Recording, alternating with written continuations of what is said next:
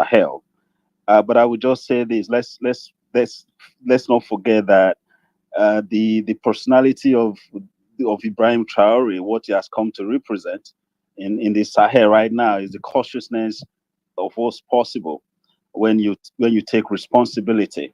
Okay, I mean, as a young leader, um, you might question the route with which he used to come to power, but we understand the motivation behind that action and what he has, what he has now represent, for the African youth consciousness. For France, I think we are beginning to see the the end of an era, and I think I am really very happy to understand and see that this is happening at the rate which they least expected. I mean, the disruption to the status quo in the Sahel is unprecedented. It is actually sending a seismic, you know, um, quake around Elysee and Washington. So now,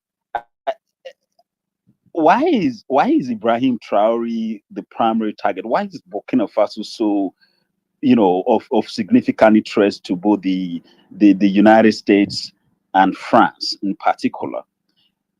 I think my reason is this. If you really look at the geography, look at Burkina Faso. It's bordering 6 countries which are really, except for Ghana, they are very close to France. And if you look at Mali to the north and the west, you look at Niger to the east, and you look at the Benin, and you look at Benin to the southeast, and Cote d'Ivoire.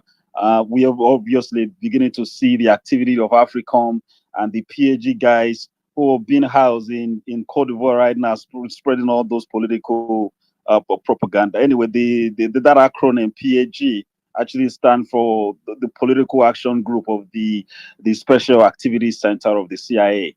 So any political activities you've seen on the continent is being driven by these guys. They're fundamentally different from the guys who carried out, direct action, which are the guys who go for execution of whatever targets they've been assigned to execute.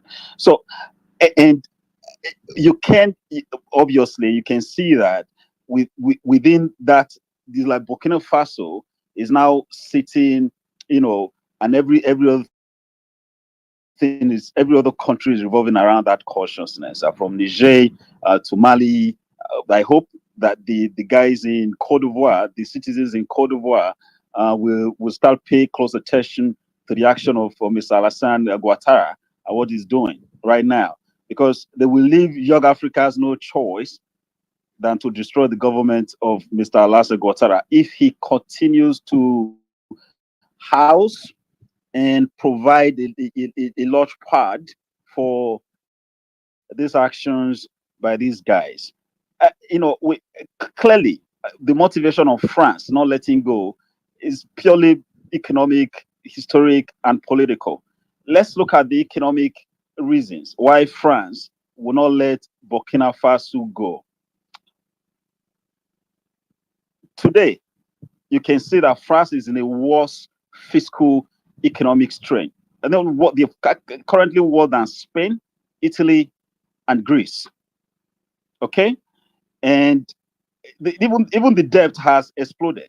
We're beginning to see that their debt is now more than 3.2 trillion dollars, and they have one of the highest borrowing cost to borrow money from the ECB. So you can have a government which is built on subsidizing the lives of their citizens by the resources they collect from their colonies, which they don't really want to let go, to be facing this kind of economic wahala, this economic problems, and not want to fight back. Since Burkina Faso left, Niger, Mali, Senegal, okay, you could see that just a few months after these guys left, France became a very big problem to itself in terms of its, balancing its own budget. They couldn't balance their books because these guys started closing the taps to the free money. So I think we need to really pay very close attention to those enablers within the Sahel and outside of the Sahel that are encouraging the actions of these Western colonizers. And my joy will be to see both the strategic demise of these, systemic colonization of African resources, African young talents and minds, and selling them a dream that really does not exist. The dream of you can only succeed, you know, when you work harder in the streets of Toronto, London, Paris, Washington, Frankfurt, or Berlin. That dream is now the biggest challenge, to African youths. Because right now the motivation to stay back, on the continent, are really improve and unleash, their full creative, talent, grow the economy, bind together, break these strategic erected barriers to trade, immigration, and social interaction until we are able to, as a people, see that we strategically deconstruct these age-long erected barriers. We're not going anywhere. We need to understand the struggle in Burkina Faso is not just francophone struggle. It's both anglophone struggle. And see, my joy, like David said in one of his posts, that even Burkina Faso leader Ibrahim Traore probably, maybe now he's beginning to really dawn on him, what he has now come to represent. That it's now the symbol of that consciousness, that unity between, both worlds, the guys in the anglophone and the guys in the francophone, which is really an enduring, you know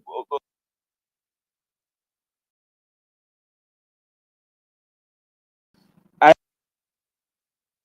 what I am seeing across the capitals in Africa, and the black communities in the diaspora, speaking up, connecting to their core identity, which is really very valuable.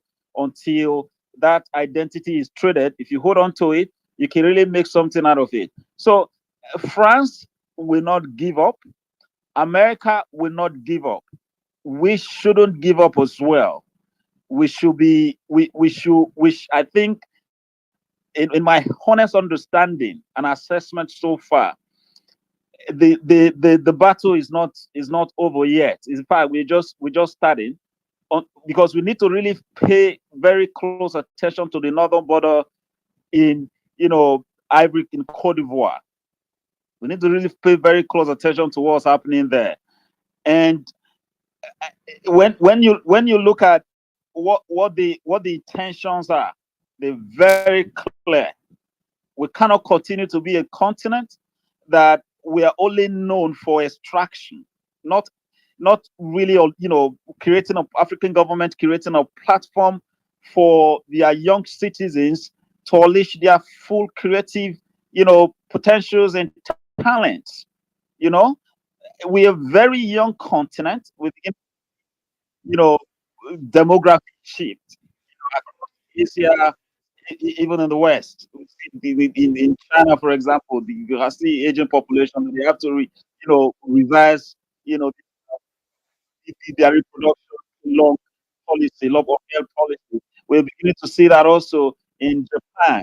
African population is still very young, but we just need to find a way to do away with these puppets, the guys that I call caretakers, or, you know, long established colonial institutions, until we are able to systematically, until we are able to, you know, with full understanding of how these institutions work, both the soft power aspect and the hard skill aspect.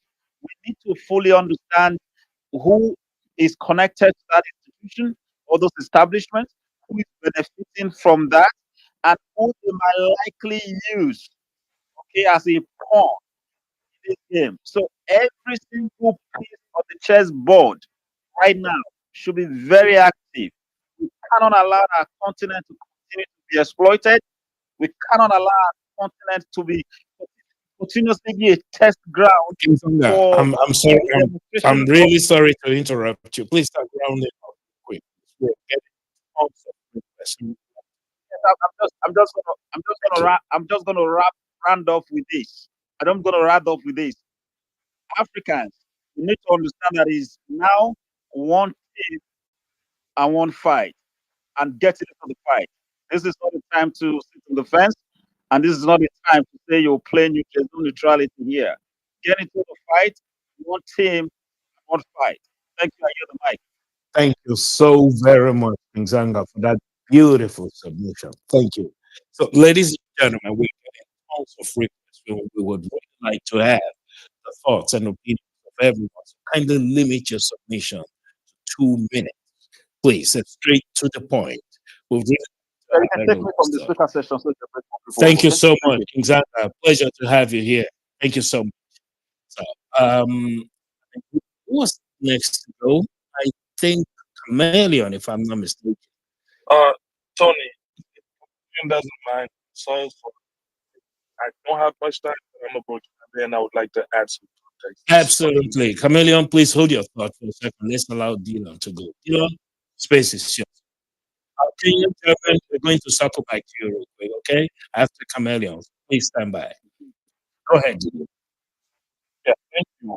Before even answering the question, I wanted to say first that, to respond to, a lot is said about Traore sending journalists to jail or to forefront. Like, no, it's not what is going on. So first of all, you have to understand that not only yes, he's a good planner. He planned a lot of things, but a lot of it had to readjust, right? Because you know how people, and reading a revolution is just like raising a child. And when you start being super, super nice, you learn that, and like you said, you learn from Sankara, and certain mistakes cannot be made. I'll tell you what it is. So, for example, when they got there, we have regions that were like blocked. There was a blockade in certain areas where we couldn't reach. The government couldn't reach to provide the first, even goods. All the stores had ran out. People didn't have no food. So when it's time to go and bring provisions to these places, and the government tries to bring trucks, people sit on their prices, and sometimes they increase the prices with no notion of patriotism, knowing what it was being rented for. So he said, okay. So he took a presidential decree that was later on passed by the assembly. The decree is the decree of general mobilization. It allows the government to request any person in any goods for the need of the war. So you take this decree in time of in time of war, to where if you wanted a truck and people are, they don't want to like cooperate, the government has the right to request the truck for a certain number of days if it's to use in for the war or to provide goods to people. And it allows the government to also send anybody to the forefront if needed, right? So what happens is, before you have to understand, before every coup, you can sometimes smell it in the air. It starts a lot with communication. You're going to have a lot of journalists that are going to play a role in painting the power really badly to prepare the way for the person that's going to lead the coup. So people, like Hervé was saying, people go on national TV, for example, and then they give false news or half, right? And even then, he didn't send nobody to like journalists to jail. He sent them to the forefront. But you have to understand too, Before sending them to the forefront, they go through a patriotic training along with the volunteers. And then after that, they get sent to the forefront. But the truth is, they're not really fighting. They're in the back, they're covering. It's a way to let them touch the reality. You know what I mean? With all the attacks that we've suffered, no journalist has ever been armed before. And it's a risk because if one was to die, I'm assuming people are going to use that as, oh, he had been killed. No. Certain journalists that are in jail, they were caught plotting with the coup, with the people that were trying to lead a coup. For instance, one of the first attempts, they planned on going to burn down the, the king, the Moronaba, the king of the Mozambique palace. And the communications were intercepted. And we found that some journalists that we knew, and they actually went to trial, and everything was played in the courtroom, and some of them admitted to their participation. So this is what's going on. A lot of times, the other journalists, if it's for talking, no, certain things that people are reading from certain news outlets, they get sent to touch and learn. The same is done with some doctors, some attorneys, some everything can go. So that was the first thing. And number two, why are there more brothers in Burkina Faso than in Mali and Niger? I think there are multiple reasons. Number one, there's the age of Traore, right? There's the age of the youth. Number two, they just don't like a black person that talks a lot or that makes a lot of noise. If you want to do something, if you talk about it a lot, just know they're going to come. And then, of course, there are multiple factors inside our country. There are multiple other reasons, that are internal, as in the people that used to be in power that never gave up because they've been there for so long that they won't come back. There are other, things with our neighbors because Burkina Faso and Ivory Coast, we've always had that relationship where one president was the big brother of the other, right? And Traore came and broke that. Back in the day, Ufwe was the big brother, but he didn't like how Thomas Sankara was doing, so he contributed to having him taken down. And then after they were gone, he was blessed. There was big brother of the president of Ivory Coast, multiple presidents, also. And what he did too, he orchestrated a rebellion that started in our country, Burkina Faso, to stabilize Ivory Coast. That was the term of Ouattara. And the Miba that Traore disposed, he used to be like, little brother to Ouattara. It's the same place. And now Traore came and he said that when he first got there, Ouattara sent emissaries to tell them, hey, you gotta fit into certain. This is what you need to do. This is how you need to go, and you're gonna have our blessing. And he told them that there's no way. Go back and tell them there's no way. And that since he said that since that moment, everything started going down here. I thought so. You have to understand. I just wanted to say that a lot of things are being said, but people don't even know when they say, "Oh, so and so has been sent to the forefront."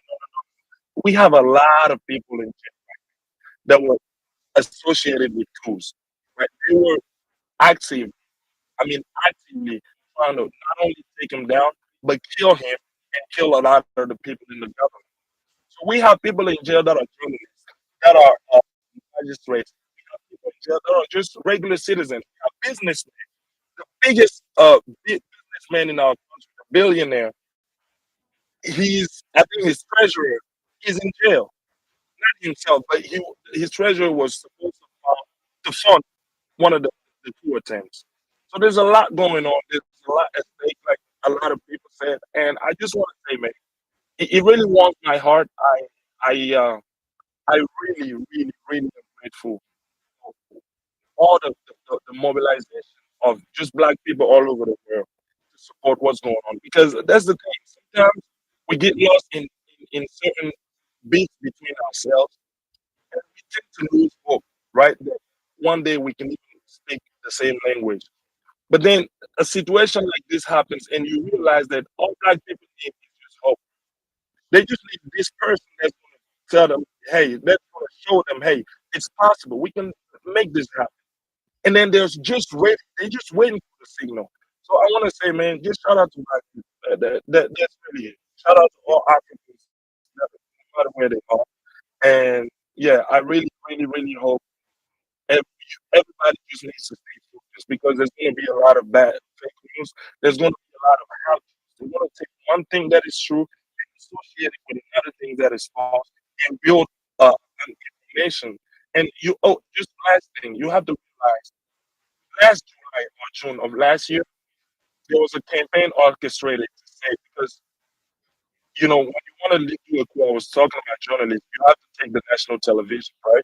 So in front of the national television, there's heavy armed guard right now, and before you want to change ships, they have to check the weapons. So last year, one of them they were checking the weapons during this ship change, and one rocket, it just shot by mistake, and it landed in the compound of the national television. You should have seen how French media and local media and certain African outlets and people that are online have worked together.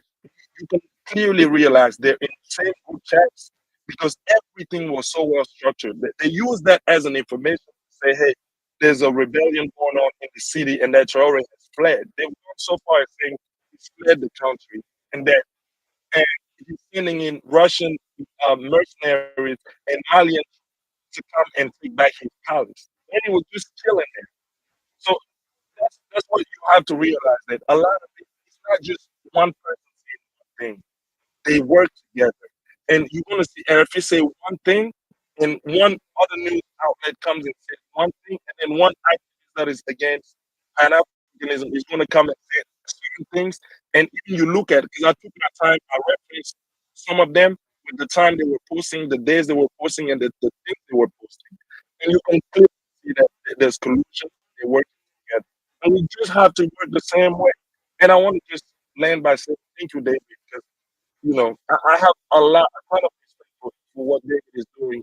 And actually, I was home in January, and I met one of your reporters, and we had a good conversation. So just shout out to you and African Sweden. And like you said, we have to pick a side. A lot of people like to say, "Oh, I'm neutral. Oh, I'm pragmatic. I'm this and that." You have to understand nothing. The white man is not pragmatic about anything. It doesn't have no balance between things. It just has a side and it depends. And that's what's missing. That's what has been missing with us Africans, and we just need to get back to that. So shout out to you all, and I appreciate you for letting me go for so long because it was really important what I had to say. Yeah, but shout out to you all. Thank you. Thank you so much, Dylan, for sharing your thoughts with us. Thank you. All right, let's go real quick to Chameleon. Chameleon, please try to limit your thoughts to 2 minutes. Getting a lot of requests. We really like to have as many individuals speak as possible. Thank you. Go ahead. Yeah, thank you for the opportunity. I just want to first thank the host for this space. This is one of the few ways people from different countries can click in and really hear from you guys in Burkina Faso. Because if we don't hear from you, we kind of have to rely on people. So thank you for this space. It allows. I'm from Nigeria now, and I'm hearing this, so you can't imagine that is going around Nigeria. It's really like fresh air to hear you guys. So thank the host. Also, I want to thank David. David is a genius. I'm glad, because he's my fellow countryman, and he's doing a lot. He's doing a lot. You can't deny it. The guy is just too much. So thank you, David. I also want to just, about Mario and say he's doing a good thing. Ideally, right from secondary school, I thought that schools are a bad thing. It's a bad thing. So, in fact, there's this popular saying that worst civilian government is better than the best military government. So, we are really kind of engineered to frown on coups. I remember there was a task that happened in Mali. Everybody Nigeria was like, oh, cool again because of Nigeria has a bad experience with coup too. But now we can see the light, we can see the truth, and we know that everything the white man says, and we can see that we can see him for the snake is. Not that I hate white people do, but I mean, you all understand what I'm saying. So, in Nigeria here, we hear about the coup, and, there's mixed reactions. There are people who support, most people who support, people who pro David today, mostly, and there are some people that do not support. Most people that don't support are pro APC, new ruling government, and there's no much. They're tearing the country apart. So, most the supporters of APC and their France allies, so obviously they're going to be against that. And then there are some people that just choose to be neutral because they don't want trouble. They're like maybe they're insensitive, they talk, but I feel for them to be neutral means they support. They just want to be quiet about it. And one thing I say is that Africa needs to unify. Africa needs to come together. We have to throw away this religion that the white man gave us. This our sense of tribe. African man is so particular from this tribe and this other tribe. The white man doesn't care if you're from Angola or you're from Nigeria. We're all monkeys to him. So I don't know why you want to fight yourselves. In Nigeria here we have this Igbo, Yoruba, Hausa going on the two major tribes. I don't know, and I just look at them as real stupid. There's a bigger picture. I mean, the real enemy is UK, US, France. They are fighting your fellow man who is suffering with you, binding. So um, I in my country, to be honest, I'm just an average Nigerian, but I actually want to run for president. I'm speaking to you. I don't even have 1,000 naira in my account, sef, but it's a dream that I have because definitely, I think someone who really cares about this country will take over. That's just how I see it. So far, so good. That hasn't been happening. So I think if I become president, David will be my special advisor. And I like him, Sandra. Shout out to you. You really spoke well. So that's just what I want to say. I just want to talk to you on Japa syndrome too. There's this Japa syndrome. These guys talk about that. In Nigeria, we call it Japa, which means that everybody just have to run away from the country to go abroad to be successful. Chameleon, Yeah, please step around, please. all right, all right.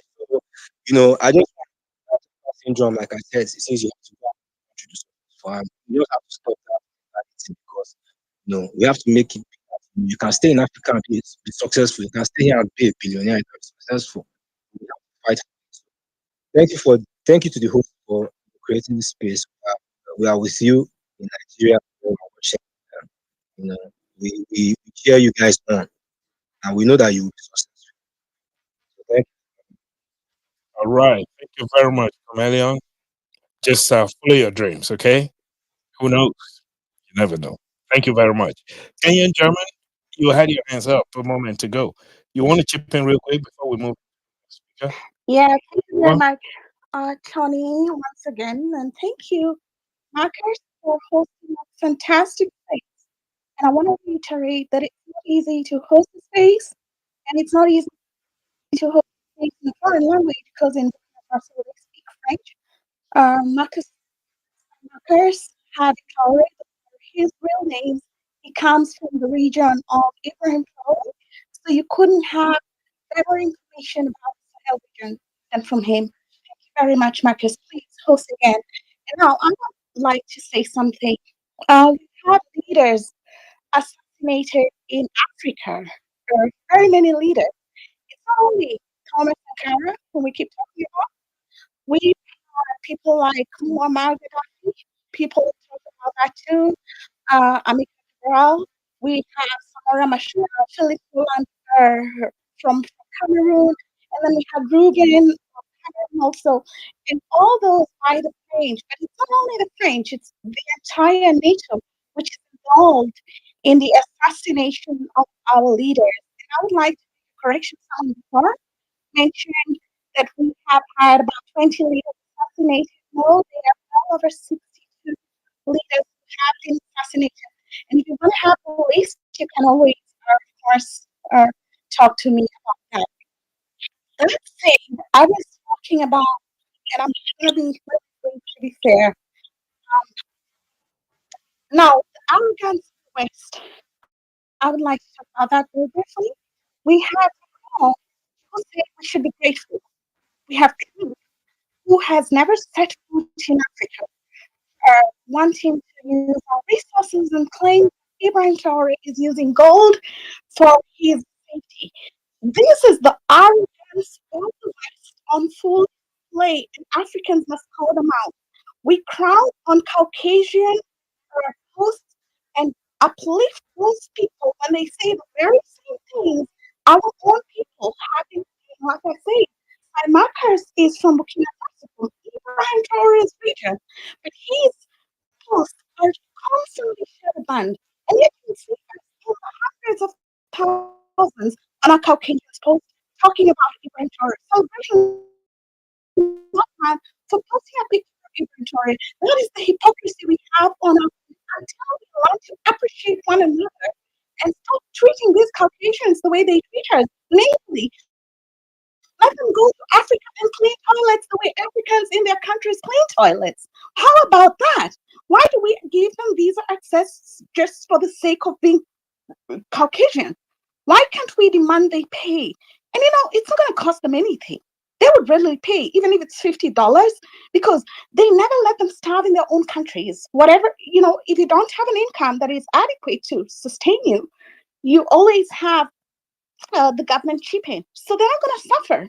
But now we see our puppet leaders like William Ruto letting them in, giving them access without any visa requirements. And I asked him that question on a space, and he couldn't respond. He said, many countries are doing that. But do we have visa free entry into their countries? No, on the contrary, they are deporting Africans one after the other. So this arrogance we see of them wanting us to be grateful is because we're not making enough noise. We have to challenge their systems consistently and constantly. Now, his gold, Ibrahim Traore's gold is his gold. He can do with it whatever he wants. If he wants to discard it, it's his, and they have to understand that. They cannot come to Africa, take our land, and then say, "Oh, Africans are not taking care of their land. It's our land." How is it that you cannot dig to a certain centimeter of meter deep on your own land, on land you purchase, and take our resources, our minds, and enslave us? It's enough. We have to stop celebrating Caucasians. If they come to Africa, let them clean toilets also. They are also human beings. If an African child can go down a mine 30 meters, 100 meters, so can a European child at 3 years. Excuse me. Enough is enough. We have to be different. We have to be better than this. So I'm about to land. When are we going to recover? That's what I'm trying to say. Our wealth, not for their industries, but for our revolution, our unity, our liberation. How do we expect when we continue to beg for the end products of minerals that belong to our soil? Because they are using our mineral resources to manufacture gadgets which they use to insult us. They're insulting us with our mineral resources. Imagine that. How can you claim Africa is poor? They deliver weapons to our mineral resources. If Congo right now shuts down the economy, these transfer of mineral resources to the West, everything's going to come to a standstill in the entire world. They need to understand that. They need to respect us, and we have to act like we own the mineral resources. Stop celebrating Caucasians. Stop calling them white. So we are black. We are Philippines.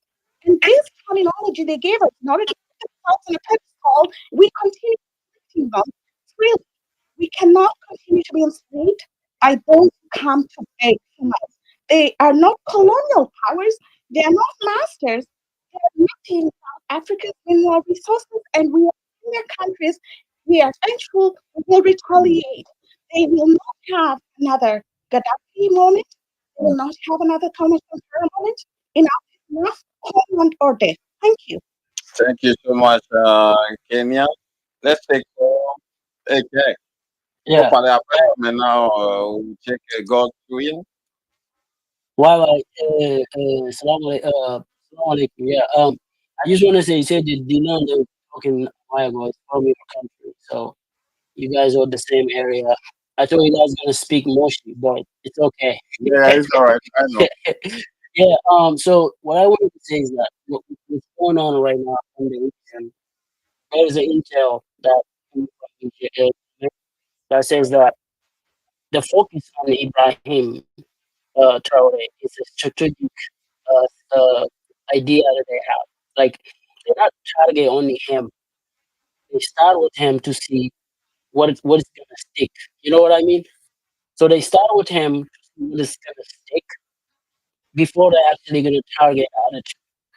You see, when this general was in the Congress and have all this intel about Burkina Faso, next day he went to Algeria, who is the border between Algeria, who has the border in the union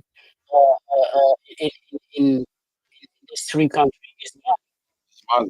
Yeah, so and Burkina Faso, Ibrahim Traore always, not Burkina, Cote d'Ivoire always accused them to do something, and then the general visit there. You guys see, and that border, their border with Mali, their border with Burkina Faso. So they border with two countries who are who like live in the ECOWAS. So all this is like technical thing they do to see if we already start changing it together because if they talk too much about Ibrahim, the other two would feel like they're nothing, which is as before. They think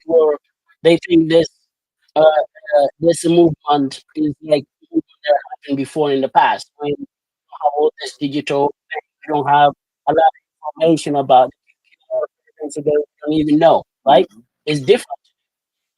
Then people have the way to inform yourself without actually going into your house. And even the village, like the village, I was shocked. I was in TikTok, people from my village. I was like, wow. So I leave TikTok because I don't want to do. That's just for us.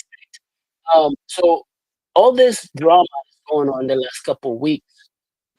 They intended to happen to focus on Ibrahim to see if the other two were going to be like, oh, what the hell is going on? It's not only Burkina Faso, it's Mali and Burkina Faso and Niger. Countries, those three countries. After all this happened, you see the three ministres des Affaires d'étrangers, how is it in English? Yeah, The, for the foreign investment. yeah, you see, in the of this chaos, they went to Morocco.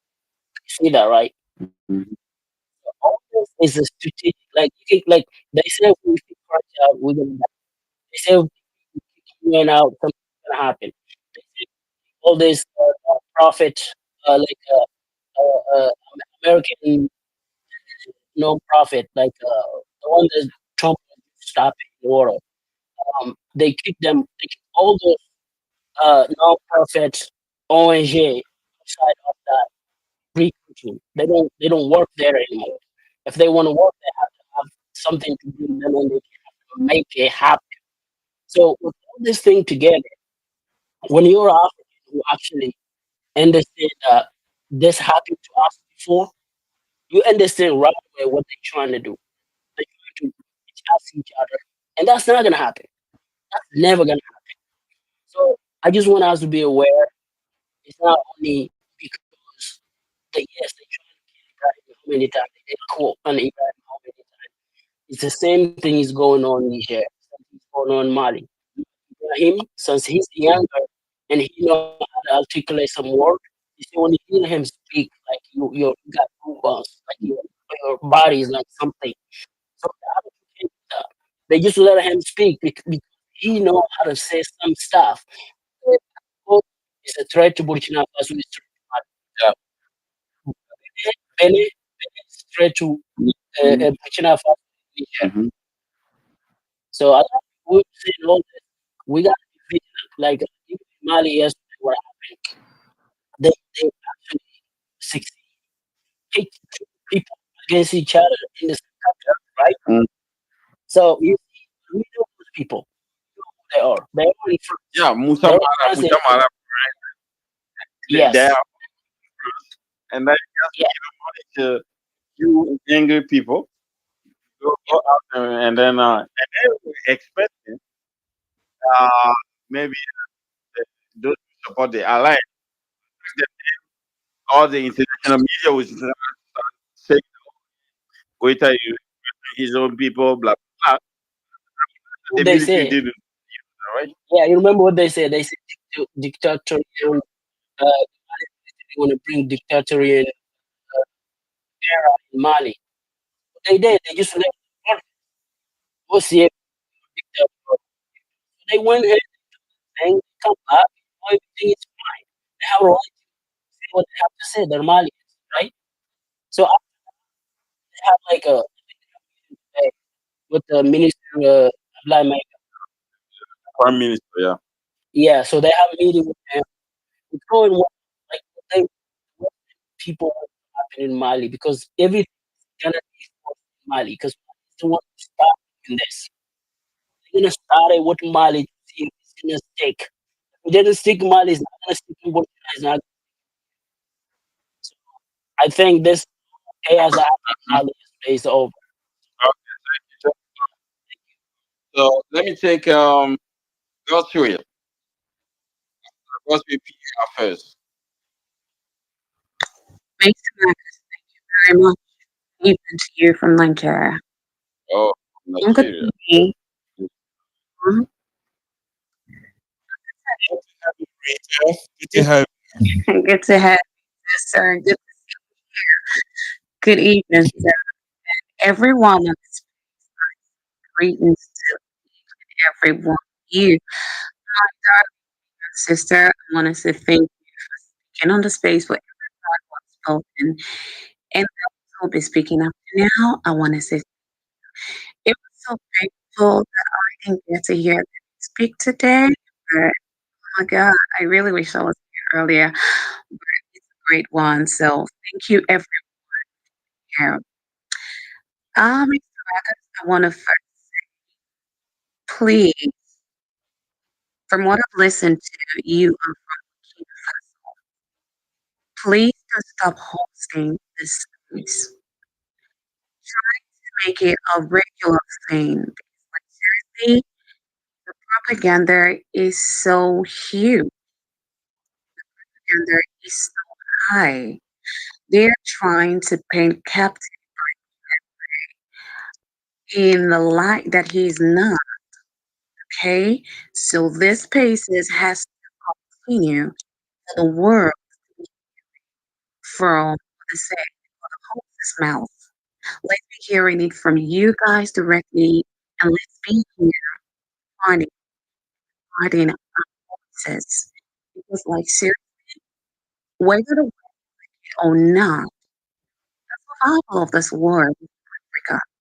It all depends on Africa. Earlier they realized they come around as for them. Because the fact is, the world isn't going to be like this forever. Some time ago, I saw a video of a little girl. I guess that video on Facebook. I'm not sure if it was here on X. If it was on X, I would have downloaded it and shared that video myself. I guess it was on Facebook. Then I don't know how to download videos from Facebook. A little girl that I don't even think she was up to 18 was working in a place that looks like a factory. And the place was the cold was just too much on her. According to a voice at the background, the lady's voice, she was saying, "You don't allow them to be cold there." The little girl was crying, "Oh my God, I can't do this. I can't do this." So that lady in the background, that she's not in the camera, but we're just trying to give the little girl something like so she can wear a hood, you know. But that situation, she was crying because the weather was not friendly. She was crying because she couldn't take it anymore. She was saying in that video, but the situation she found herself, she got to work. She got to work. She just had to work for survival. So the question is, how long are we going to continue like this? Are the West expecting as Africans to continue like that in their country? Do they want us to just continue leaving our country in homes to their own countries to look for things that we actually haven't owned in, in Africa? I wanted to say Nigeria. Of course, it's not going to continue. For those of you who saw when Nigeria kicked out France, you noticed that period. So France was in darkness. They used the uranium to generate light in France. The whole place is lighting up and everywhere is beautiful. But the place you get that gives you light in darkness for decade upon decade. And you expect that to happen? No one can continue like that. So even if we Africans, this generation, if we don't do something about it, something someday definitely will happen. There must be a shift. It can't continue like this forever.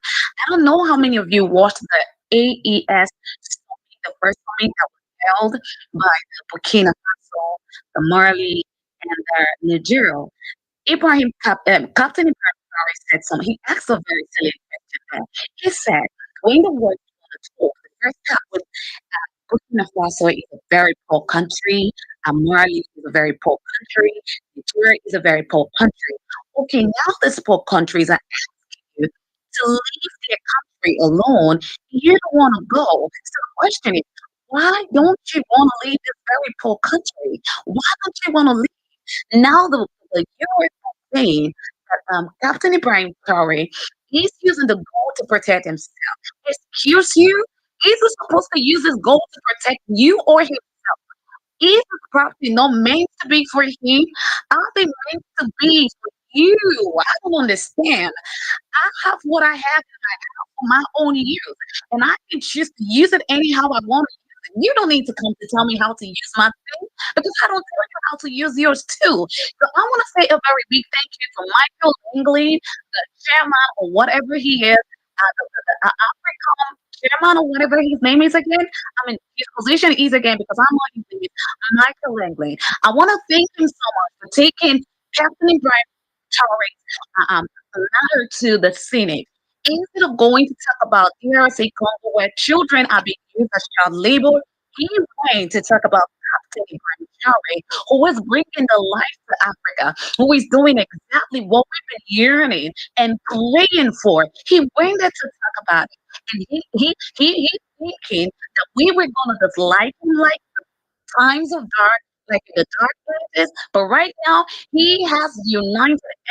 Like seriously, the kind of love I have for Captain Ibrahim Traore right now is like 100 the way it was before I saw that video.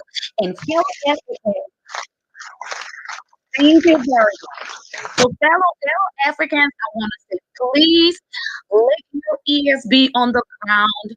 Let your mouth be widely open to say, this is what we want. He's doing exactly what we want him to do, and we need more of him in Africa. Because, like, seriously, we can keep running away from Africa, where the resources that is used to protect them as world power is coming from here. We can keep leaving our resources running to their place. Whereas we now see and know that the place we are running to, it is our resources that is making them to see us, like putting the life that we're running there to go and see. It's not going to be like that forever. So, guys, thank you. Thank you so much. Let the space continue and let's keep talking. Africa will be free. And someday the goalpost is going to shift. And definitely it will. Thank you very much, everyone. Thank you. All right, then. So here's the thing. You know, when they tell you that he is using the code to protect himself, so he shouldn't protect himself so that you guys can take him out easily, right? So it's because he's protected, and they have failed many times that, you know, they say, oh, yes, he's using Burkina Faso to reserve. That's not a reason. Our goal is our goal. Plain and simple, all right? Thank you so much. And what's it? PA after PA, that's Sorry, How y'all doing? sorry, please. I'm sorry, Marcus. I'm sorry, everyone. I just want to say a very big shout out to that boy cat who refused to take that $5 million or whatever was thrown at him and said no, that he's standing for country. Thank you so much, sweetheart, and God bless you. I know you don't know me, but a big shout out to you from your sister in Nigeria. Thank you so much, guys. I'm off the speaker section. Thank you. All right. Thank you.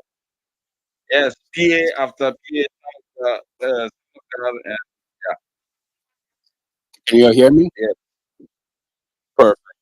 So I want to address your question first, being the one addressed in the topic of the day. I believe that Ibrahim Traore of Burkina Faso is being plotted or targeted more than Niger or um, Mali because his voice is resonating and perpetrating through the more than the mainstream propagandas that are being perpetuated by the Western media. So it's uniting Black people that have the ideology of Pan-Africanism worldwide. They don't like that. They want to control the narrative.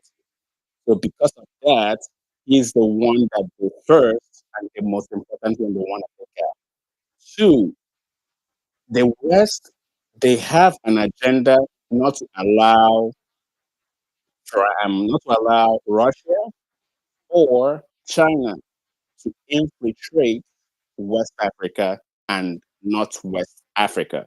So they're doing everything they can to their best ability to stop that from happening. Ibrahim Traore have improved his relationship, the country's relationship with Russia, more than the West would like it to be. Now, Russian troops are in Burkina Faso, helping to protect him, and also in Mali and Niger. China is supplying aid and also supplying weapons to help the country protect themselves. So, because of these two things, that's why, or the main thing is really because of his voice is echoing all over the world, and that's the reason why they're trying to stop him. But aside from that, aside from the main topic, what we need to understand that he's also doing is that there's a system that the West have imposed on Africa, and he's breaking that system day after day. One being the educational system. The educational system, they want us to be a service economy, meaning that we work in offices. We don't innovate. We don't manufacture. We don't have that knowledge. So the curriculum they give us to fit into a system, they create us to be lawyers, doctors, things that are service oriented and not things that will allow us to manufacture and build factories. So they can keep exploiting our resources. And we that have the resources, we don't know how to value add into those resources to make it benefit us. So if you look at what Ibrahim Traore is doing, he's unchaining his system, his country out of that system so they can start manufacturing things in their own country to benefit and improve the economy of BK, Burkina Faso. So that's the second thing that Ibrahim Traore is doing. So for that reason, France and all these other Western countries, they're gonna keep trying to stop him. And because they can't control him, because he said no to IMF, he said no to World Bank, they can't bribe him, they can't corrupt him, they can't make him come back into the system so they can control and manipulate him like they're doing to other African countries. For example, if you look at ECOWAS or African Union, those two organizations, they get most of their donations from international or foreign entities entities or foreign countries. And because of that, they can never be independent to think for themselves.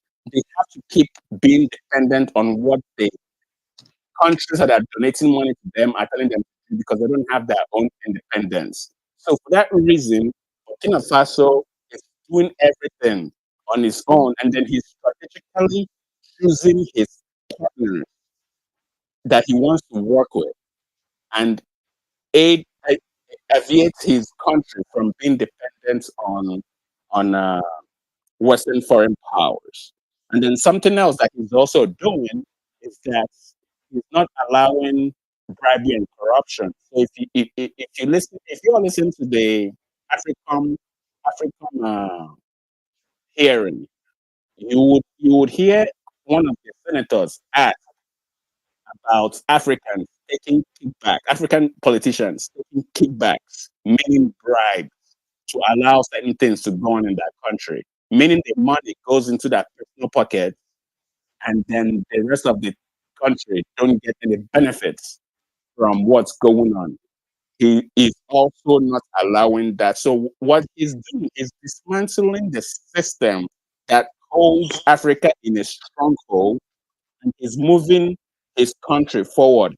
And if his voice is penetrating and spreading into all Africans or all black people all over the world, then it means that he's changing the narrative, which they want to control the narrative.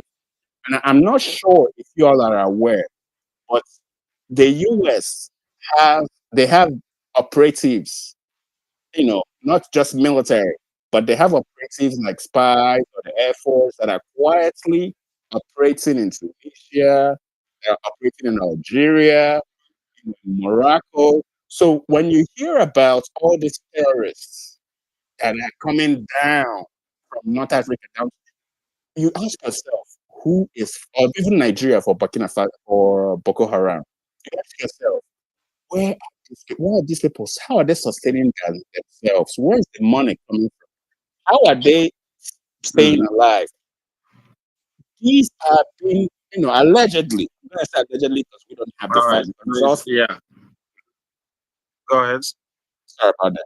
I'm going to say allegedly because we don't have the facts. We don't have the facts at hand. But true history of what has been done in the past, we can put two and two together and we can tell that they, some way, somehow, are funding or they are arming these people to cause destabilization. And when you have destabilization in your country, then they can come and say, we can save you, we can help you. You cannot do it on your own. You need our help. Let's help you. But let me ask you all on this panel. Let me ask you all. All right. So Just last question.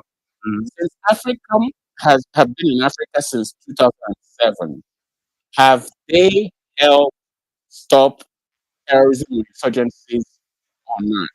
That's my final question, and whoever wants to answer, go for it. yes. Thank you so much. So whoever is coming next, you can start to answer. Please be brief. We have more people who are requesting, but I have to finish you guys before I add this. All right. So please, 2 minutes should be brief. All right. So God's son, that's Alex. After him, we have African Lives Matter, and then who else? What's his name again? Lotan Koko. All right, let's go. Please, 2 minutes. We should wrap things up in the next 30 minutes or so. Let's go.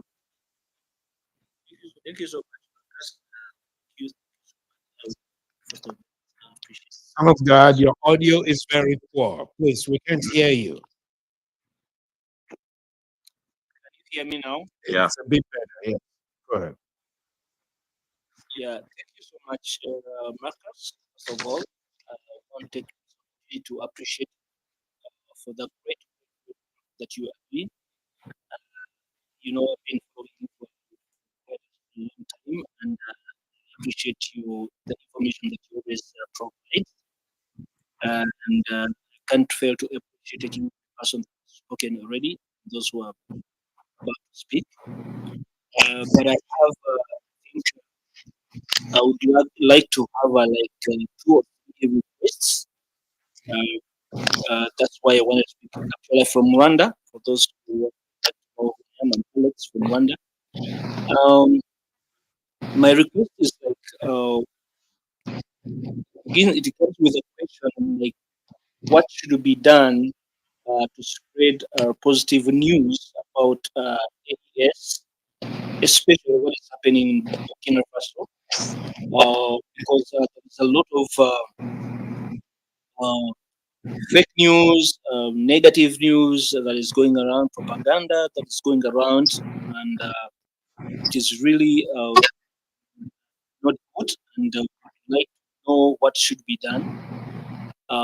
And this, with this, I would like also to request people from Burkina Faso or from AES specifically who can be able to provide positive news, everything that is happening there that could help us to be able to also to get to know what is on ground, the developments that are going around that are happening on ground. Different things that are projects that are coming up in EAS. Of course, there are news that are coming. But we need people that like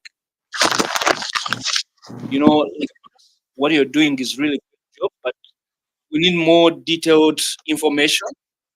Like there's a sister who said that such spaces, this one, need to happen often, and that is one of the reasons why I'm raising this concern. So please, Yeah. please, Yeah. possible, Mm-hmm.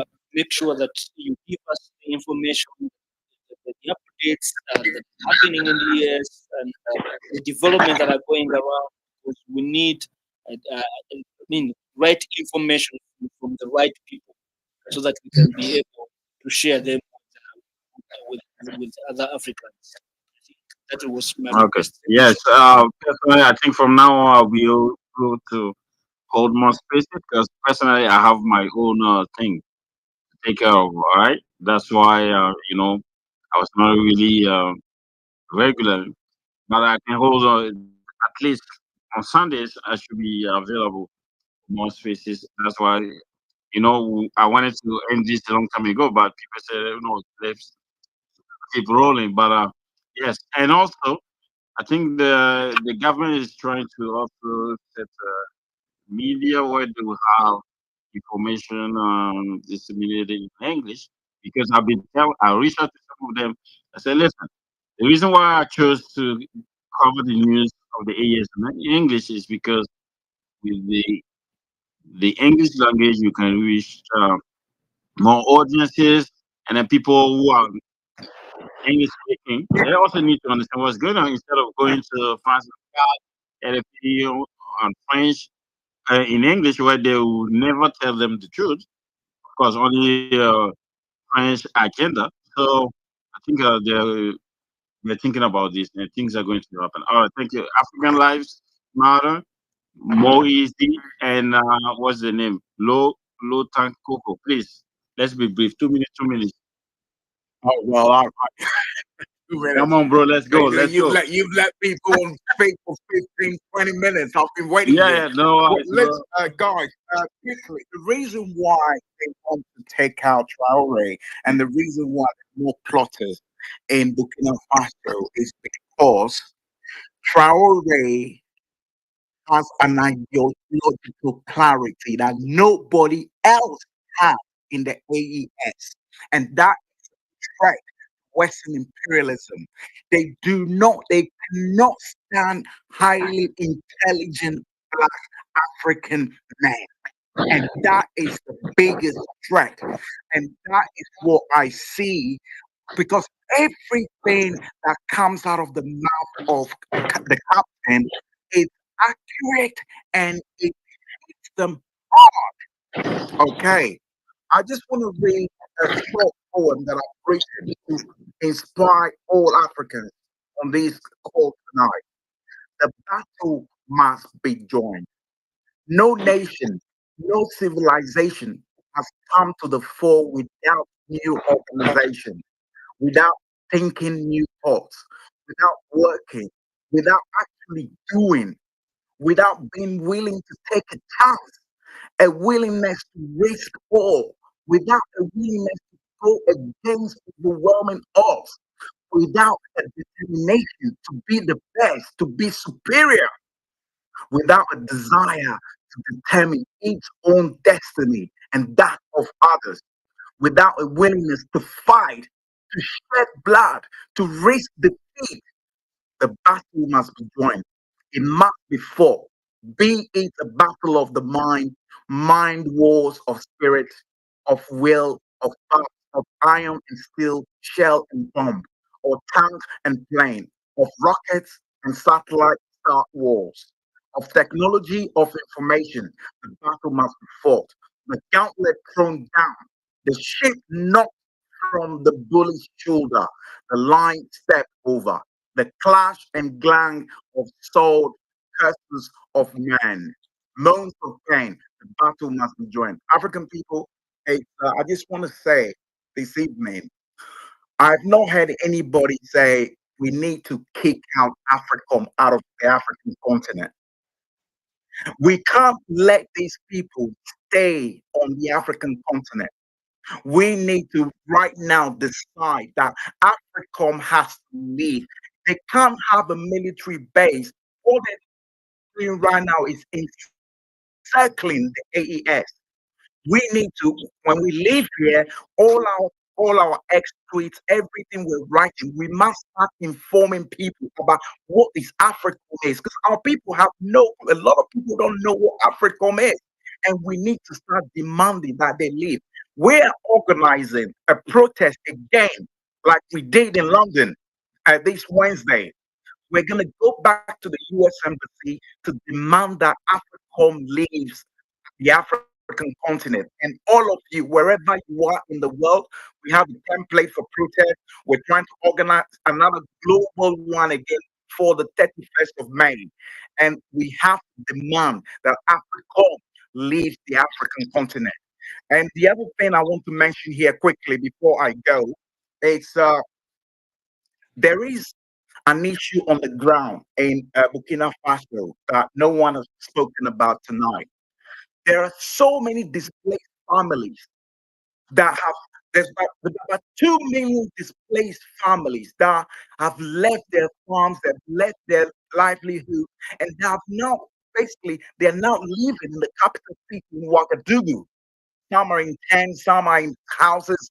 So people are again. There's a, there's a lot happening in Burkina Faso in terms of development, infrastructure, and all. Captain is doing a lot, but there are people that need our help and support. So I want to put that in your head. And before we go, African people, we need to start following each other on this X platform that belongs to the imperialists. Okay, we need to start connecting with each other and start working together instead of everybody trying to do their own little thing. Thank you very much. All right, well, thank you. I appreciate that. HQ. And talking about the IDPs, I can guarantee you that even last year, by December, over 700,000 were able to return back to their homes.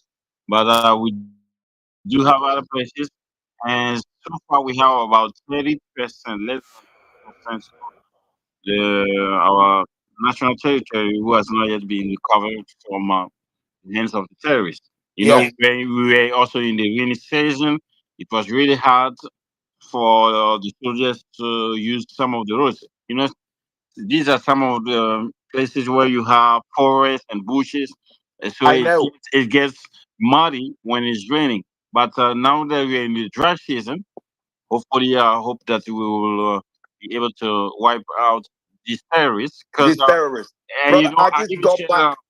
I even shared recently. I think it was this week or so. I shared the news from the front line. But Yes, you know, again, X goes to ban it. It had less than 3,000 people who even saw it. You know, and yet it's something that covered up the month of operation. But you know, when there is a terrorist attack, and then these two terrorist sympathizers share some of the videos or pictures, you see that X boosts their views. It boosts them. It You boosts them know, all and the yet when time. I also saw what is happening on the ground, then I get shadow banned. It shows how these imperialists don't want the narrative because it contradicts also their propaganda. They trying to say, oh, Burkina Faso is becoming messy, attacks by them. But you know what they forget? Some of us actually been caught old. I can tell the difference from old pictures and old videos that I've seen in the time of rock cabaret back in 2015. They're bringing some of these old videos, sharing as new attacks that happen, all these things. I said, come on, guys. I remember these videos, but you know, this is how the system works. This But is how they are. yeah, yeah. Brother, thank you very much. I just got back from Ouagadougou, All and right. I just want people to know that what he's saying are the fact. 30% of the country is still at the hands of terrorists. When people are asking, we want to know more about, developments and stuff like that, please do consider there are actual human beings who live in Burkina Faso, and their material conditions are more important than development. Again, this idea of development is a Western idea that's been given to Africans. Always look out for the captain is working 24/7, and I want you people to know that he needs your support. And how do we support him? By supporting each other on these platforms. To we must own the narrative about Burkina Faso or anything to do anywhere in Africa that needs liberating. And we don't allow anybody, because I see a lot of agents are propping out of Nigeria. Nigerian, so influencers are saying, "Oh, Traore is not doing anything. He's not doing." So we've got work on our hands. We've got to battle these agents. We've got to battle them. We have to follow each other, and once we see something that is wrong, we have to correct them. Because information war. Information is war. Thank you. Thank you so much. I appreciate that. And these visuals I have.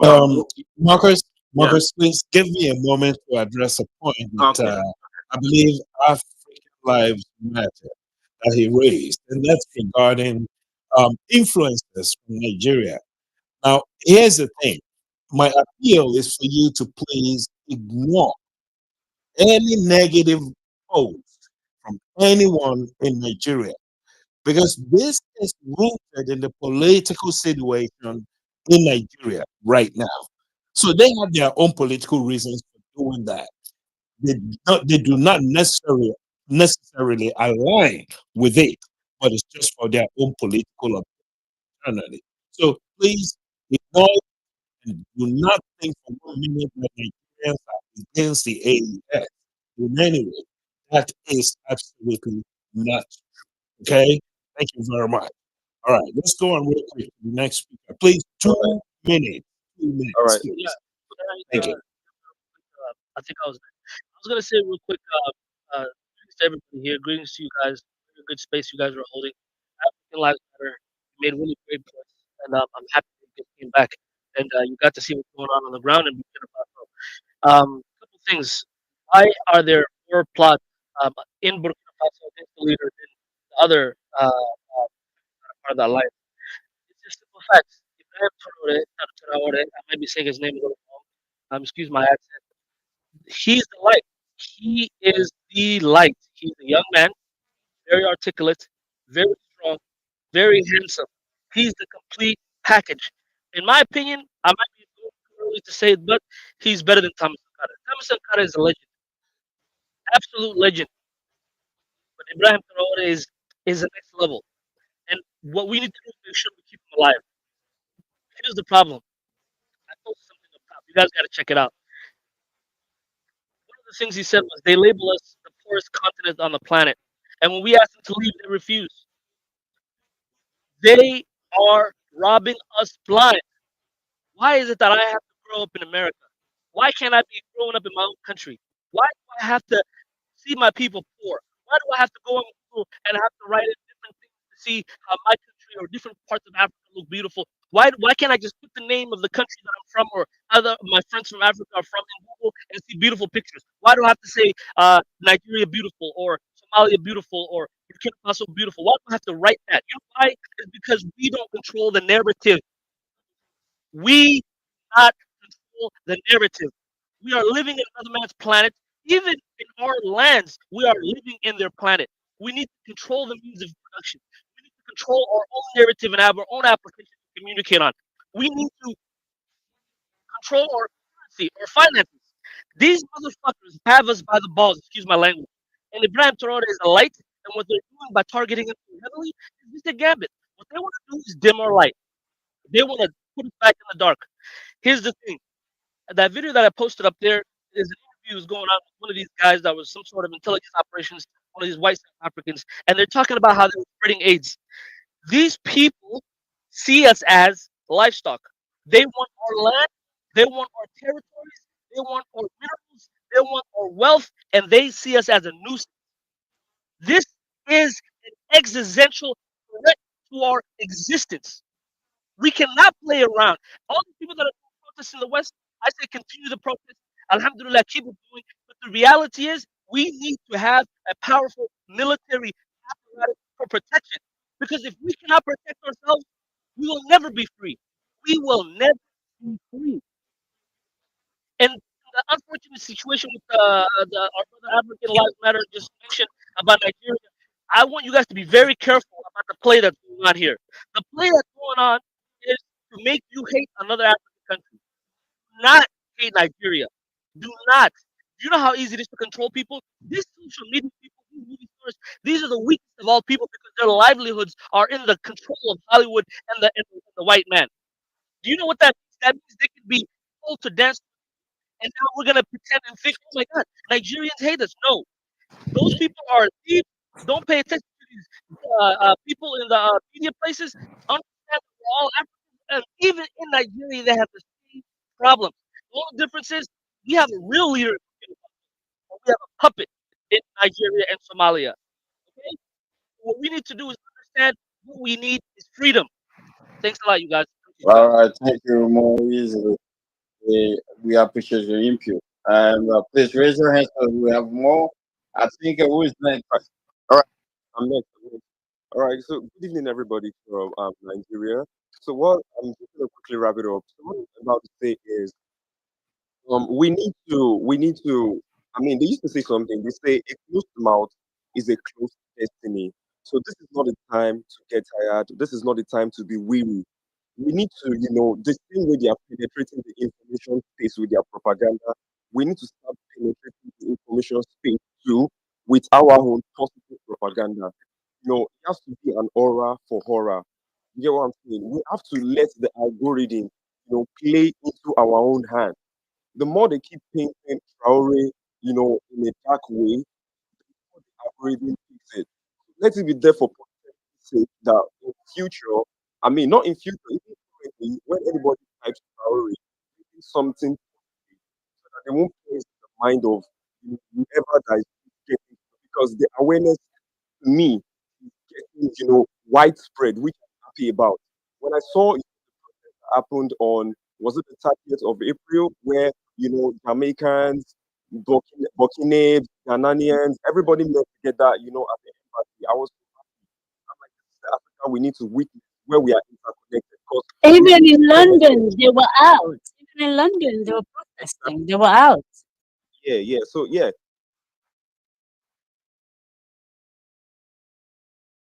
Yeah, go ahead. Oh, we lost you. I, yeah. I organized the London protest. I organized the London African Lives Matter organized the London protest. I hate to say that. That is very well done. So we need to start, our tech people. We need to start talking to them. A lot of them are building just, financial apps that, that just facilitate payments. That's what majority of them are doing. They need to start building, I mean, social media apps that's concentrated to Africa. Because what if those people decide to wake up and decide that, okay, we're using Twitter spaces to, pass information among themselves, and it's getting affected, and they want to take it out? What are we going to resolve to? Are we just going to start thinking of how to look for us? We need to start, we need to start taking actions. Yeah, we are hosting spaces we are talking, but we need to, fire it down with actions. So another thing I'm also going to talk about is we need to start thinking like them. When I say thinking like them, they will believe, okay, when they tried every other thing to see if they can get Traore and it's not working, they will want to resort to, nuclear weapons. They want to resort to weapon of mass destruction, just like they did in Nagasaki and Hiroshima. But they can't do that. So I feel like Africans need to start, we need to start equipping our brains. We need to start building ourselves to that point where, we have Africans that are creative, but these people are snatching them over time. But no, we should let them stop snatching our best brains. We need to retain them here. You get. So another thing is we need to start building our kids to be socialists rather than capitalists. I feel like the reason why we've been like this for so long is because we are more of capitalists in the sense that we don't care about any other person as long as we are okay individually. We need to let the kids, even if the older generation is damaged, we need to start building the younger generation to be socialist in the sense that they want to see their next door neighbor thrive. They want to see their next door. I mean, a lot of people are displaced in Africa, in Congo, in Nigeria. A lot of people are, they've left their farm, their houses, their bed, their life, and they are somewhere where they are not comfortable. So that is why on Easter, when I live in Lagos on Easter, and I was in church and I was looking at everybody worshiping. That you feel you're better than this that you feel the other part of Nigeria where there's insurgency. But no, it's because you don't live there, because you don't reside there. So we need to start, building that mindset and training them, to be a better version of, of the older generation. Thank you so much for having me on this space. All right. Yeah. Hey, what's the name again? I have Anna Ali. Yes. Yeah. Yeah, go ahead. Thank you very much. Somebody's mic is open. I don't know why. Yeah. Thank you, guys. Marcus and everybody else, Tony and everybody else who made this space possible to happen. I can see a lot of familiar faces and a lot of unfamiliar faces at the same time, which is great. Um, First, I would say thank you to the my brother from Africa Lives Matter for that beautiful demonstration that you organized. Hello, brilliant, and that is something that never happened before. Now, Africa is waking up. Africa has woken up, and this is, to be quite honest, the worst fear for the West. It's their worst fear. If you go back and listen to some of the things that the past African icons spoke, and you look at what is happening today, and it was unimaginable to think that somebody in England, somebody in other parts of the world, somebody in other parts of Africa would actually come out in drones and no, you can't touch him. Like that much resistance.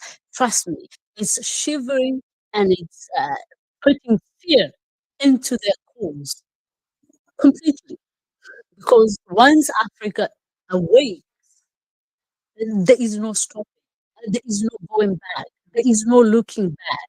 And this is why they managed for so long to segregate us, to put us against one another, to actually use the house niggers to divide us. Remember, the person that they're using does not necessarily have to be the white one. It is just, it has to be like you and I, who has their ideology and and follows their rules, just for pocketing for own self gain. And that is why I say in Africa we have very few leaders. We have a lot of politicians, because it takes a lot for somebody to be leader. rather than just a politician, a run-sticking politician. The Kenyan lady there knows what is actually going on the ground in Kenya. How many lives of young men we have to lose. And the problem is, we are not synchronized. Yes, maybe now, in on the ground, people are doing things. People are coming out, people are raising their voice. Everybody's saying, "No, you cannot touch him. You cannot." Today, Africa is not going to go silent. But when it comes to public spaces like here, I think it's imperative that it has to be synchronized. It has to be not to be left on one person to be doing this. If anything is to go by, and the Kenyan lady knows when we were having issues in Kenya, and the Gen Zs were actually demonstrating, we had to have a back-to-back space and synchronize the spaces and keep at it until they reach a point where they try and shut our spaces, they try and infiltrate the spaces. You know,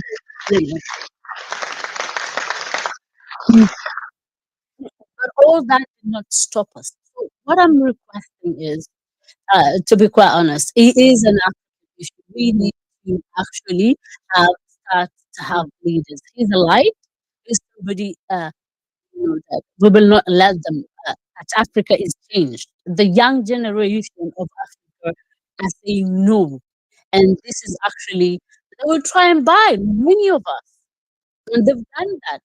Yeah, they bought some of the people who are very brave and very but articulated. They bought them.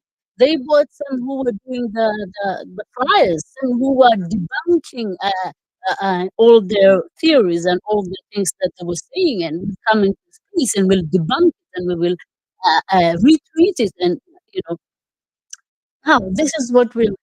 I would love to see everybody follow everybody. Maybe somebody starts a group, and actually especially for the person now, not all of them, but the person at the front line now is Ibrahim Traore. And if we adapt that culture of actually synchronizing our spaces, knowing who's holding a space, following each other, empowering each other. You see a tweet about this something, retweet it. The algorithm will pick it up. We need to actually overshadow the negativity that they're trying to put out there. Unless we do that and work together, it's going to be very difficult. So I would urge everybody to follow everybody. And if you see anybody tweeting anything in regards to that, Africa or Traore or anything, retweet it. You know, we need the algorithm to override their propaganda, and that's the only way we can beat them. Thank you very much. Thank you so much. Thank you so much. All right. Who is the wait first? Let's give the word to Ikiro after you. Please raise your hand. If you have too many people, if you want to speak, just raise your hand. So, yes, Ikiro, go ahead.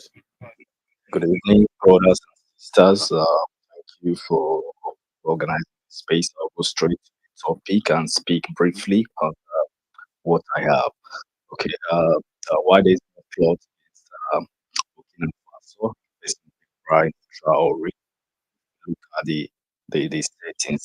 Ibrahim Traore has come to address the specific issues which we have in Africa, which is Africa has been placed to be a source for raw materials. Africa is not in a position to produce its own food, which is how the 1854 Berlin Conference this was done on the 15th of November. They shared Africa within themselves to see how they can exploit Africa down to the food we eat. If the Europeans decide that they want to put chemicals in our food to make us have low memory, they can easily do it because they are in possession of food security, which is why they import so many food into Africa And the very fight that Ibrahim Traore is trying to fight is the fight of our life. If we miss it, we'll keep missing it for the next 30 years. Ibrahim Traore is 35 years old in his 30s. At the same time, the current president of France got into office. There's never a time in history whereby an African leader has come to help the people of Africa to be able to manufacture his own food, his own clothes, his own machinery has been allowed to succeed. They produce weapons that is being used to fight insurgency. But when Africans try to purchase weapons to protect themselves, they set the rules, which is why Africa has to stand its ground to decide how much we have to sell our mineral resources. Because what is happening right now in Africa, we are giving it out for free. Can you imagine France was buying uranium for 80 cents and selling it for 200 euros? That is unacceptable anywhere in the world. In regards to my country, Nigeria, I'll speak briefly about Nigeria. We need the support of everyone in Africa continent to shine the light on Nigeria. We hold a very significant position to help the rest of Africa grow if we can get our own rights. We have a very, very corrupt system now on board who is trying to suppress the voice of Africans. We have one light at the moment, which is the person, our own Ibrahim Traore is there, which is Peter Obi. Our coming election is in 2027. We need the support of every citizen of Africa because there's power in numbers. We've got numbers, and we can overshadow a lot if we have a good leader in Nigeria, which can influence the African Union and influence West Africa. Because right now, the people there are fighting for the colonial master. The purpose of Africa now is to produce an educated people who can read and write, and they export them as to the Western world. Just produce people who can read and write and export them to cheap labor. We are not doing anything, we are not producing anything, we are not manufacturing anything, and they are after people who is speaking for Africa, liberation of Africa. We have to be the one to determine the price of each mineral resources, be it natural gas, uranium, whatever natural resources beneath the soil in Africa. Nigeria now is very polarized security all over the place because they are always in our forest going after our mineral resources. And majority of Africans are poor. When you travel to the Western world, you are not regarded as a human being, even though you are well educated, you dress nicely, they look down on you because you are African, forgetting that we owe a significant contribution to the world. All they talk about is slavery and colonization, whereas Africa has been in existence before slavery and colonization. We are not given a place to speak or to achieve anything. We have been strategically placed to suffer and do cheap labor and to service the world. Whereas all over the world in the Western world, they sit on their asses and play video games, whereby they are not able to work, they are giving money and that to take care of their bills. Whereas in Africa, our children are being pushed into the mines from the age of 3. And we are the suppliers of these mineral resources, so electricity, be crude oil, whatever, cocoa and all. Africa has to fight the information warfare. Who controls the media controls the information that goes out there. Please, I'm begging. When it's 2027, the whole of Africa has to unite and watch Nigeria. What's going to happen? Last time it happened, and the Western world backed them up. Before it was the British Prime Minister who tweeted in support of the election before others followed. And the election was basically flawed. Fraudulent election, but they support it because they know that we cannot rise above a certain level. Because if we decide the price of our mineral resources, the global economy will go upside down because they cannot compete. So every African child has to be interested in whatever election, in whatever place in Africa. It doesn't have to be in one country. No, we have to support each and every because Africa does not need border. There's no border in Europe. They travel freely. Why do we have to use border and we hate on ourselves? East Africans hate West Africans. We are one people. We are brothers and sisters, basically, because this hate has been implanted by media. They paint us in a way that we cannot unite. No matter what it is, we will never be Europeans. We will never be. Our land is very, very strategic. Our weather is the best. Cannot have such thing and don't expect people to come after you. If they are able to establish their base in Israel and take over the Palestinian land, they will take over Egypt before they will take over Black Africa. This is the fact. They All will right. take over. I agree they Okay, bro. have. Thank you. I appreciate your input. More, please, be brief, 2 minutes, and then go till his or her end, and then because we are going to close in the next 10 or 12 minutes. All right.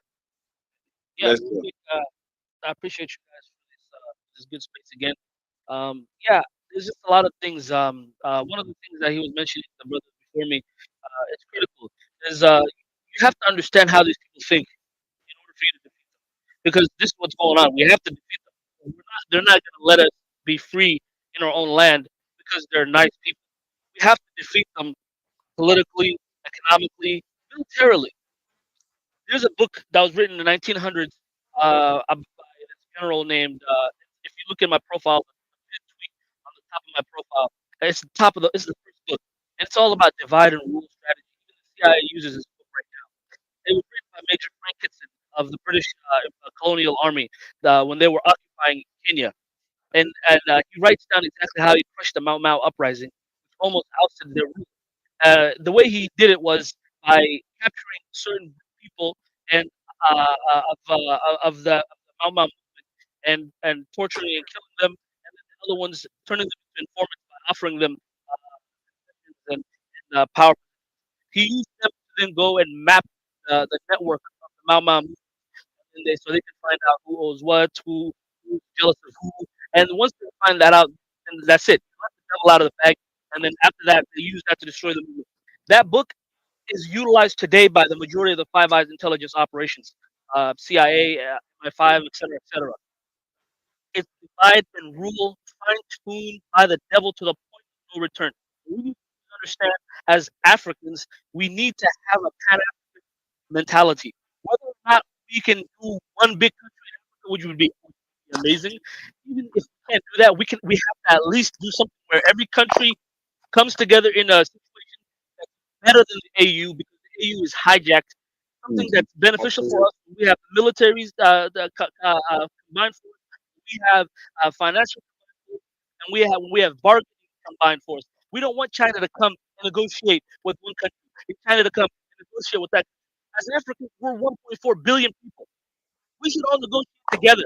We should Right. have a rule. We should have a rule where companies cannot extract from this side of Africa and then go and extract from that side of Africa. No, this should be a certain basic rule. It doesn't matter if this side is rich or that side is rich.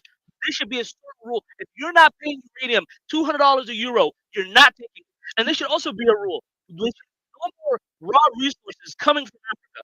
From now on, we need to produce our own resources and take it to the market the same way they take it to the market. We need to do this. We need to, and just to end it real quick. Ibrahim Traore, he's laying the foundation. If you're familiar with building houses, you can't build a house on dirt. You need to put a foundation. When you put the foundation, and the foundation is smooth and strong, then you can build. Depending on the foundation, you can build 10 stories, 20 stories. You can build 100 stories, depending on the foundation. Ibrahim Traore is showing us we can do it. We can always have done it, and we will do it. We must protect it. We must build this house. Thank you so much. Right, Marcus, just a second, please, before you go. I just want to apologize to everyone requesting that we will not be able to bring you up tonight anymore. This space been on since 5 p.m. So, but definitely, all things being equal, Marcus will be back next week again with possibly a different topic, but of course, closely related to the AES. So we're just rounding up right now. And, the folks up on the panel, please, just 2 minutes, and we will be shutting down afterwards. All right. Go ahead, Marcus. All right, Dr. Blessing, go ahead and we'll see. Dr. Blessing. Okay. If it's Yeah, local, can you you. hear me? Okay, yes. Okay, good evening, everyone. Yeah, Mm-hmm. my name is Dr. Blessing. I live in United States from the Voice of Nigerians in Diaspora. This is a very good forum, and I'm so happy and glad to be here this evening. The question is why more plotters are in Burkina Faso than in Mali? You know, Traore is I call him Abraham. You can see him that he's a God sent. I look at him as second Obi. God Almighty brought Obi to elevate the Africa, and we voted for him. But the evil plot took him away, and God has raised another person because he says, if we cannot praise him, he will raise his stone to praise him. Since we have failed as an African with Obi, he took it by force from us. God has raised Abraham. He's the star, and there's nothing anyone can do. That is number one. Number two, I am so happy for social media. Every other Africans like Sankara, Gaddafi, in their men that they killed before, because there was no social media. I'm applying to everyone. Any way we can do it, we can do it, we can do anything. We have to follow it up with social media. Any little thing he does, we should bring it out right there. Anything he's doing, it should be open. In that way, we'll be able to counter every force, everything they are doing. That is number one. Number two is that we should all be one. We should unite. There is no Nigeria. There is no Libya. There is no Niger. We are all one Africa. We should look at ourselves like that.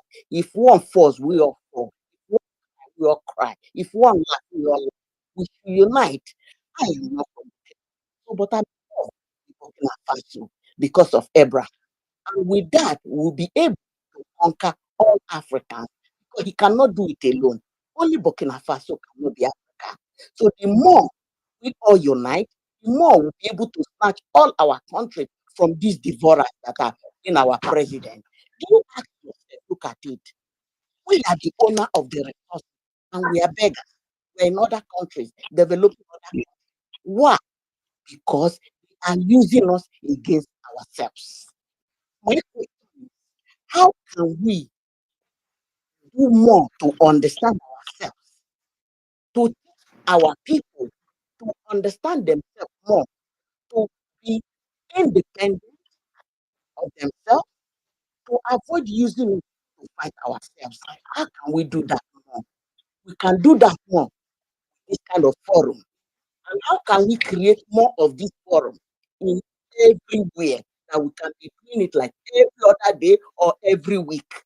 This is the only way we can teach our people to understand themselves with what is happening.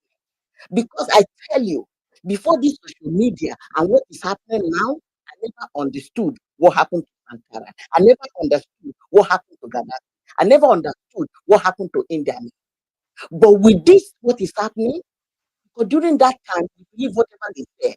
But now we are learning more and we need to teach our people more. How can we make this kind of forum more? Thank you. Dr. Blessing, thank you so much for your thoughts and submission. Actually, Marcus already said he will try to keep up this space as often as possible. You know, he's a busy man, of course. So I believe moving into the future, we'll be having more spaces like this. You know, thank you. Marcus, go ahead. All right. So I think we are about to close. And but before I give my closing remarks, I will let Tony, my co-host, who stood, and then with me, give his final say before I close up. And I'm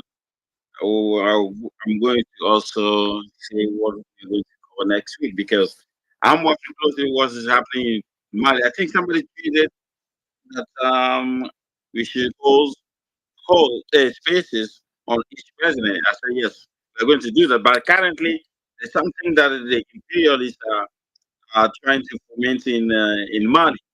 All right, with the political parties, and I think next we are going to talk about. But before that, Tony, just give us your final remarks before I close. Thank you so much, Marcus. First and foremost, I would like to thank you for coming up with this space this evening. Very, very educative, informational, and of course, a big thank you for that.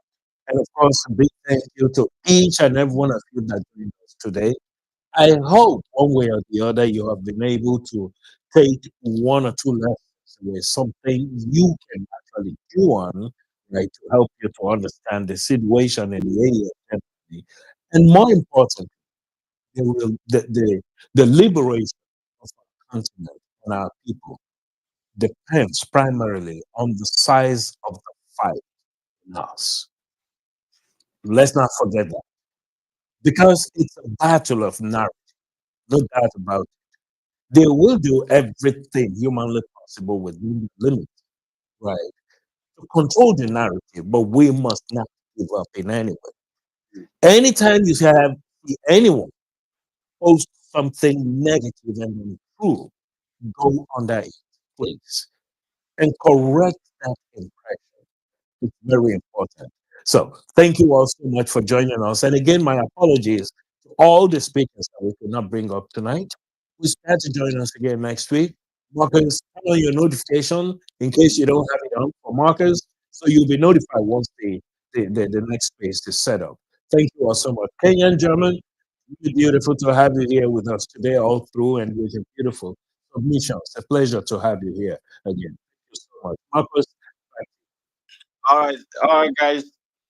Let me just say this. Keep in mind the reason why we seem to have more progress in Burkina Faso than in Mali and Niger is because in the AES structure, when you look at it, Goita is the one who is presiding over the alliance. Keep that in mind. Second, Chani is dealing with everything that is uh, to do with security, like intel. And anytime Chani comes out to do an interview, he gives details, like when he was talking about how the French were trying to settle in northern Nigeria, northern Nigeria, close to the border with Niger. He gave specific locations, coordinates. He's a military man, right? And he when Captain one time talked about how Benin was harboring French secret bases where they were training uh, terrorists, send them to Niger and Burkina Faso to attack our civilians. He said, listen, you guys need to stop because in the following days, we're going to give you all the details about them. He said, we have the recordings of French mercenaries training the terrorists, everything is there. And then when China came out, he gave the exact locations where the secret service were there. And then he said, what? You guys need to stop because the day these guys turn against you, it's your population that is going to pay. Lo and behold, just last month, right? I think in mid April, they went to kill the president went to kill 54 enemy soldiers. So what I'm trying to say is this: the three leaders allow Ibrahim to be talking more because he's young, he's 37, just like me. All right. So he's the one who relates with the one who relates more with the youth, and when he speaks, people listen. Goita doesn't speak too much. Even I heard some of his superior in the army said nobody knew Goita because he doesn't even speak. He doesn't talk too much, you know. But Ibrahim can speak. He's eloquent. He has this ability to speak, and everybody will listen. Because just like we said, a few people, I mean, a larger population of Africans are young, and they relate to that young. That's why we feel like he's the one who is in front, but no, he's not the one who's really in charge. And also, looking at what is happening in Burkina Faso, he's trying to sustain some of the old leaders who have been in power for 40 years. Some of us were not even yet born. But look at Bia, look at Sassou Nguesso, look at what's his name? Yasingwe, all these puppets. who have been like for 20 something plus years, you know. But what are they doing? And here comes the young man who's trying to show that actually we can feed ourselves. They said our land is rocky, that you can go. He said, what? Let's try new crops like wheat. And then Burkina Faso produce so much wheat to the extent that they say, oh, we have surplus wheat. Why don't we open a factory or a pasta factory? So all these things are happening, and the road, like think about this, from independence until now, Burkina doesn't have more than 2,000 meters of road that are, you know, the entirety has not been even. You don't have good roads more than 3,000, and here comes a young man who says, "Oh, you know what? Our project and our goal is to make roads 3 to 5,000 each year." Can you imagine? So it means that the 60 years that we have since Mr. Amigo to him, the guy is going to just pass all this thing in just 1 year. Think about the 5 years that we have given to him that he can accomplish. So there's some things that are happening, but keep in mind, this is my final state. One of the reasons why the players are trying to take Ibrahim Traore out is because they have tried one time and they succeeded. That was 19.